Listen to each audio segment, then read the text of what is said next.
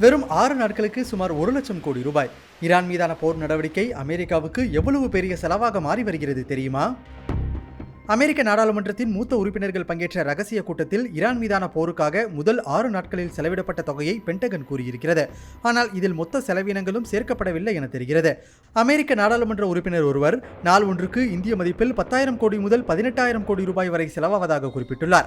போர் தொடங்கிய முதல் 100 மணி நேரத்தில் மட்டும் சுமார் 30,000 கோடி ரூபாயை அமெரிக்கா செலவு செய்துள்ளதாக வாஷிங்டனை தளமாக கொண்ட மூலோபாய மற்றும் சர்வதேச ஆய்வு மையம் தெரிவித்துள்ளது. நாள் ஒன்றுக்கு அதிகபட்சமாக விமானத்துறைக்கு சுமார் 300 கோடியும் கடற்படைக்கு 150 கோடி ரூபாயும் செலவாவதாக அந்த மையம் குறிப்பிட்டுள்ளது. ஈரானின் மலிவான ட்ரோன்களை சமாளிக்க ஒரே ஒரு ஏவுகணைக்காக மட்டும் 20 கோடி ரூபாய் வரை செலவிட வேண்டிய கட்டாயத்திற்கு அமெரிக்கா தள்ளப்பட்டிருக்கிறது.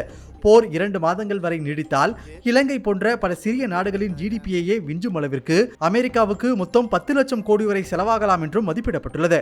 அமெரிக்கர்களுக்கே முன்னுரிமை என கூறி ஆட்சிக்கு வந்த ட்ரம்ப் தற்போது அதிக அளவில் போருக்காக செலவிடுவதற்காக உள்நாட்டில் எதிர்ப்பு கிளம்பியுள்ளது.